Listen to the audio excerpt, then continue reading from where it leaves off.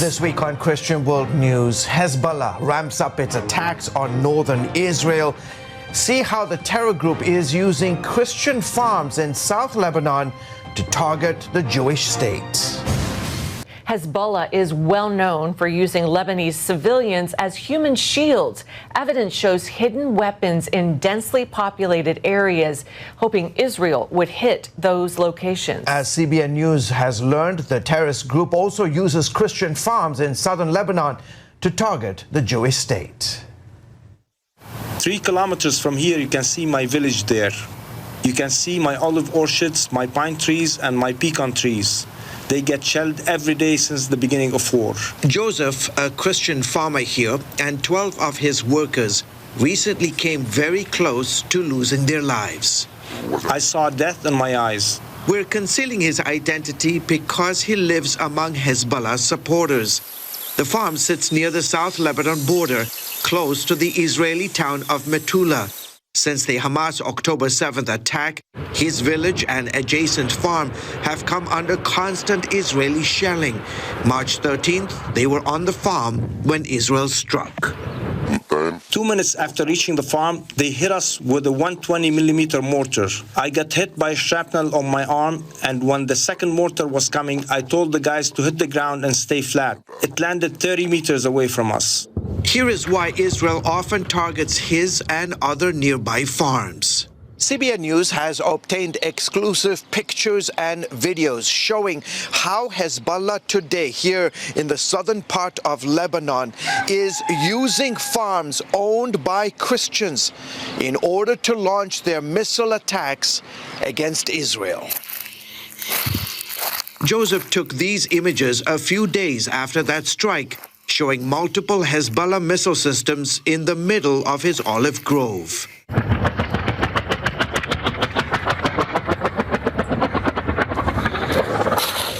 They keep using our land as a launching pad. They assemble their missiles here, then fire them into Israel.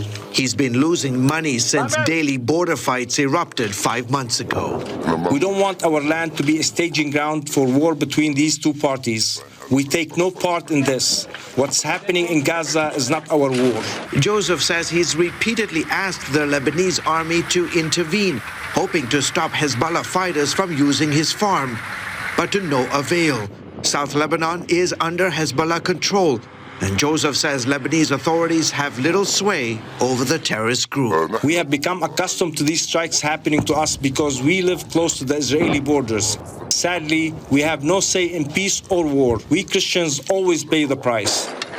Since war began in Gaza, Hezbollah has fired more than 3,000 rockets at Israeli civilian and military targets, forcing the evacuation of more than 150,000 civilians on both sides of the Israel-Lebanon border.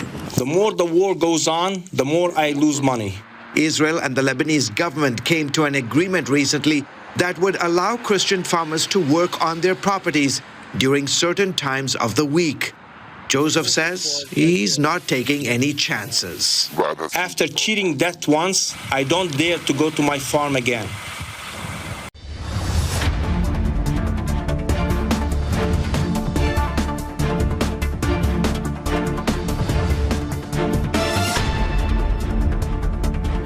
Today, some of our best segments from the Global Lane. The military junta in Myanmar, also known as Burma, is intensifying its attacks against Christians and other ethnic minorities. Chuck Holton recently witnessed the brutal crackdown, which included airstrikes and artillery assaults on Christian civilians. He brings us this report as he accompanied the Free Burma Rangers into the combat zone. Deep in the mountains of eastern Burma, gunfire echoes through Christian villages. The Burmese army is driving thousands from their homes as it seeks to crush opposition to the 2021 coup. Rebel armies, though, are slowly liberating village after village. Right now, we are attacking to Laiko, the capital city of the Korean state. Before that, the Burma army put in their troops surround that Laiko, because Laiko is the main command center of all their troops. So we are right now attacking to Laiko, their main center. So we are pushing them back so they have to fall back all the time. For years, the Burmese army has committed atrocities against civilians, deliberately targeting churches and other religious sites. The people living in these villages in the mountains of Burma still live pretty primitive lives. You can tell by the huts that they live in. They're just made of split bamboo. Most of them don't have electricity or running water. And so you might be surprised to find a giant Baptist church built on the top of the hill in this very remote place in the mountains of Burma. But that's because most of these hill tribes are actually Christian. They were converted to Christianity by the very first Baptist missionary, Adoniram Judson, in the end of the 19th century. And that's one of the reasons why there has been this conflict ongoing between them and the Buddhist military junta who controls the country. This church and this village lost over 100 homes burned and destroyed, and over 100 landmines found, including in the church property, including in the church. Despite the danger, the NGO called the Free Burma Rangers is using its resources to evacuate civilians and deliver life-saving relief. During the mission, Burmese MiG fighter jets supplied by Russia hunted the group.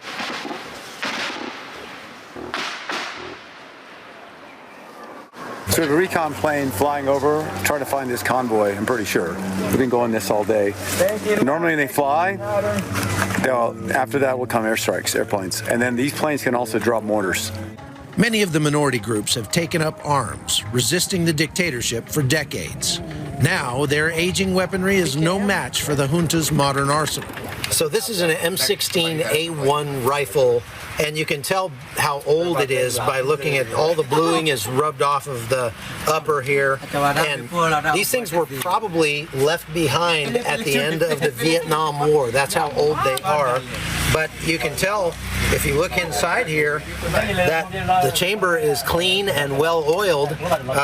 These guys, this is life or death for them, and so they take very good care of their weapons. As the conflict rages, these resilient ethnic groups remain determined to resist military rule, and many believe the goal is finally in reach. Again. Now, what about this in Britain? I've just got to show you this. Just another example of how Christianity is under fire, how everyone's religion, history and culture needs to be protected, except, of course, the Christian Western history and culture. That's there to be attacked and undermined at every turn, it seems. UK supermarket chain Iceland is getting rid of the cross from hot cross buns. So they've replaced the cross, based on, of course, the Christian symbol of the crucifix, the Easter story. They've replaced that with a tick. I mean, what are these? Nike buns? Or perhaps multiple choice buns? Look, if you don't like the cross, don't make or buy or eat the buns. The clue to the buns is in the name, hot cross buns. If that offends you on religious or other grounds, then just ignore them. In fact, if you're offended by Easter, then turn up to work on Good Friday and Easter Monday and leave others' history and culture and common sense alone.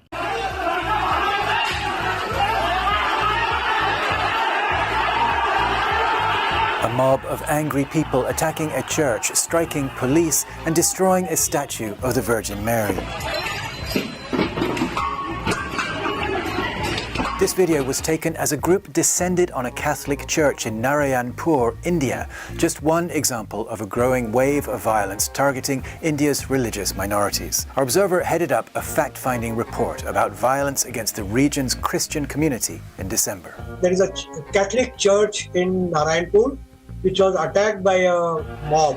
They all had sticks in their hand. They are seen marching towards the church and attacking all the window panes and window glasses.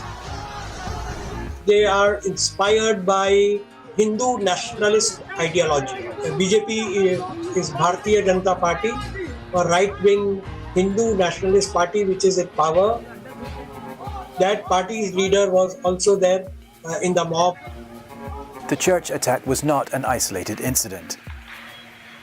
It came after more than 1,000 Christians in 40 villages around Narayanpur were forced to flee their homes during the month of December. They were given three options. First option was convert. The second option was leave the village. And the third option was face the violence. Christians make up 2.4% of India's population as of the last census done in 2011. Our observer explained that this current wave of violence began because the Christian community was accused of converting some local Hindus.